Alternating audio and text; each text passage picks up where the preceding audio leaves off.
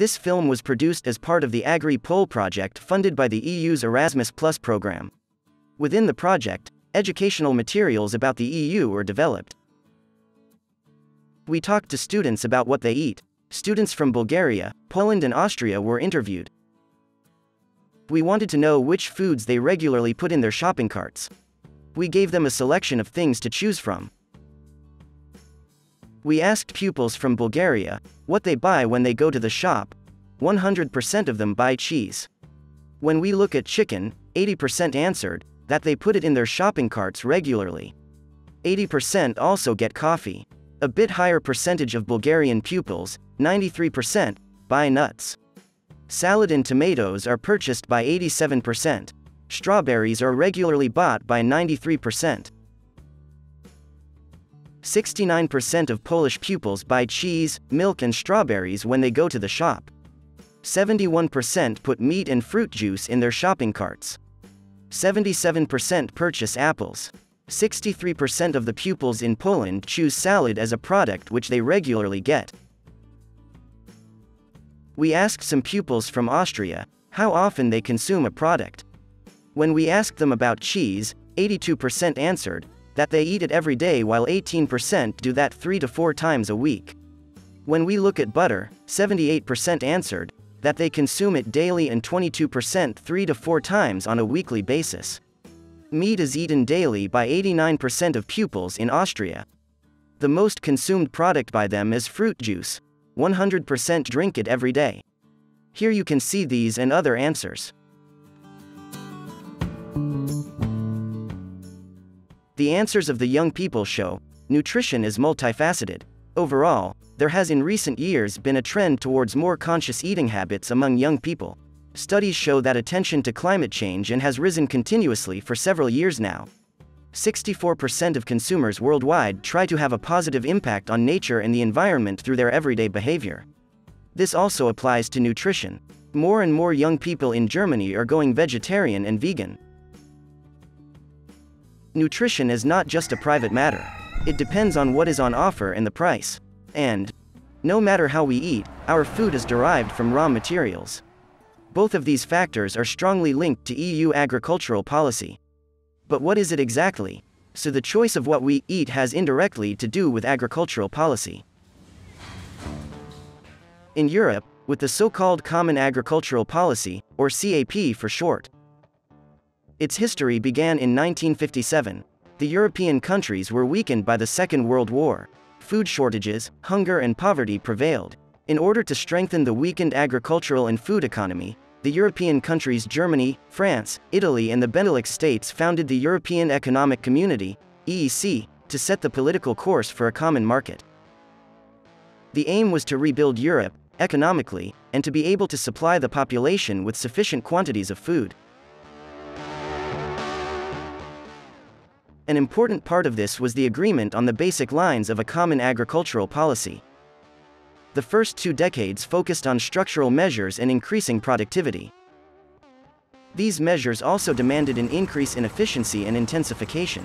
More was produced, higher mechanization was required, which in some cases meant that fewer employees were needed. As a result, more and more agricultural workers lost their jobs.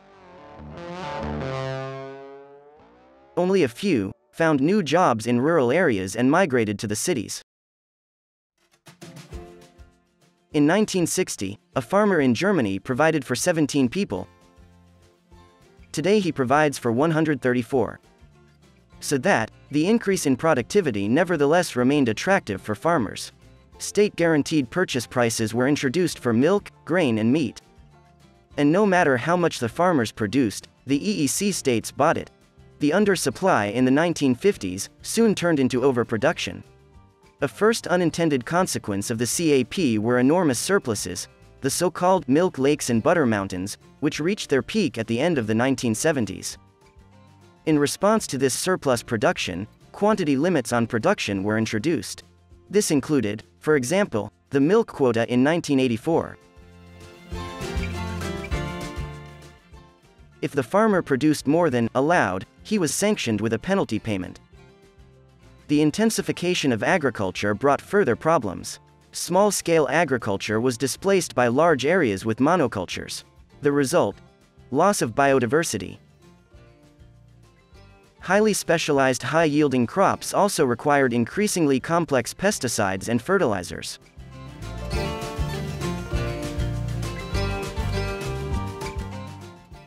The maintenance of high producer prices, the storage of surpluses and the subsidization of exports cost a lot of money.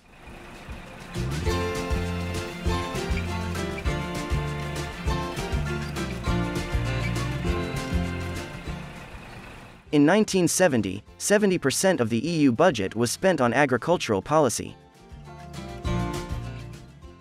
Reforms of the CAP attempted to respond to and counteract these developments.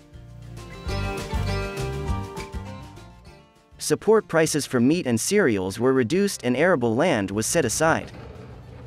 To compensate for this, production-independent direct payments were introduced.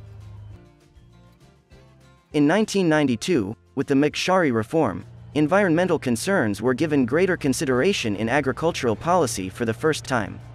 The so-called accompanying measures promoted, among other things, afforestation and the extensification of agriculture as a contrast to the development of intensification. The reforms continue with the further reduction of support prices and the increase in direct payments, which could now also be linked to the implementation of voluntary environmental measures. The most significant change was the expansion of agricultural structural policy with the introduction of the so-called second pillar of the Common Agricultural Policy. This includes the promotion of rural development. Long-term measures that improve production, processing and marketing structures as well as the framework conditions for agricultural activity, are the main focus of the support. Part of the direct payments from the first pillar were reduced and transformed into the second pillar. In addition, farmers must now fulfill cross-compliance conditions in order to receive the full amount of direct payments. These include, among other things, proof of concrete measures for environmental, animals, plants, soil and water protection and to maintain the land in good agricultural and ecological condition. The 2014 agrarian reform brought the remuneration of social services even further to the fore. The realignment includes: first, profitable food production; second, sustainable management of natural resources; third, climate protection as well as; fourth, balanced spatial development. In order to protect natural resources and strengthen biodiversity, the integration of environmental requirements was also strengthened in 2014. Greening was introduced. 30% of direct payments were now mandatorily linked to concrete environmental services.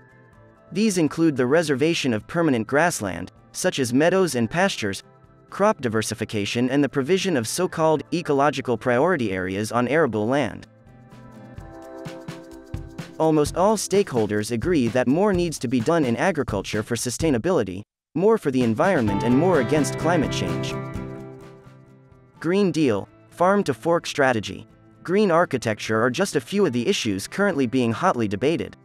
What are the positions, what are the points of contention and who will prevail? The Common Agricultural Policy has evolved, yet there is still much criticism of the new version which came into force in 2021. Here, we would like to focus primarily on the criticism of the three dimensions of sustainability. There are various interest groups that voice criticism of CAP. Environmental organizations are particularly critical of the failure to address environmental sustainability in the CAP. An ever-increasing demand for products has led to an ever-increasing burden on the environment. EU agricultural policy does not link support payments to compliance with ecological targets. For example, there are many polluted soils in the EU that lead to groundwater contamination.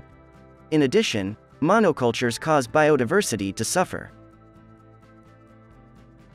In the EU, farmers' associations have a significant voice, because there are over 10 million farmers in the EU, who provide many jobs.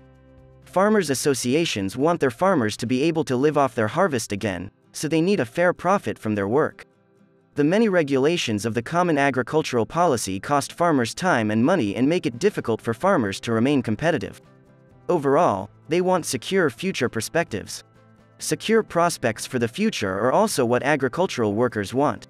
there are over 22 million people in the EU who work in agriculture. To give workers a voice, there are the trade unions that campaign for better working conditions. They address social sustainability. In some cases, there are catastrophic working conditions in agriculture, within which workers work without protection and without minimum wage, that is, fair payment. Also, sometimes they are not insured, so if they get sick and can't work anymore, they don't get paid.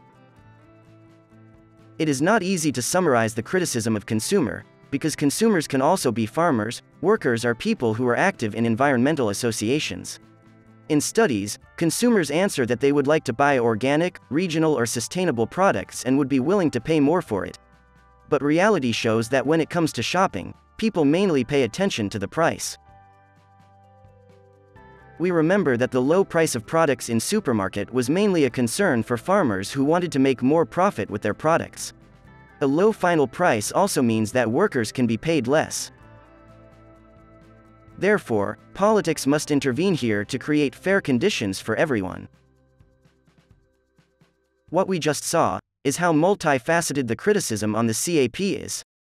In order to respond to it appropriately, it is necessary to adapt the CAP. Here are some aspects that could be considered in a revision of the CAP. Step 1. In general, sustainability has to be a core component of the CAP. Thus, the amount of support payments from the first pillar of the CAP should be more dependent on environmental-friendly management of the area than on the size of the fields. Step 2. Furthermore, it is important to promote jobs in the agricultural sector through employment protection, safety at work and social security that is also granted for seasonal and guest workers. Therefore, EU-wide regulations are necessary. So now when we ask ourselves, why doesn't the EU just solve the problems of the CAP? We see that there are no easy solutions. There are many interests that play a role in the process of establishing regulations. One thing is clear: in terms of sustainability, and at all levels, there is still a lot of work to be done.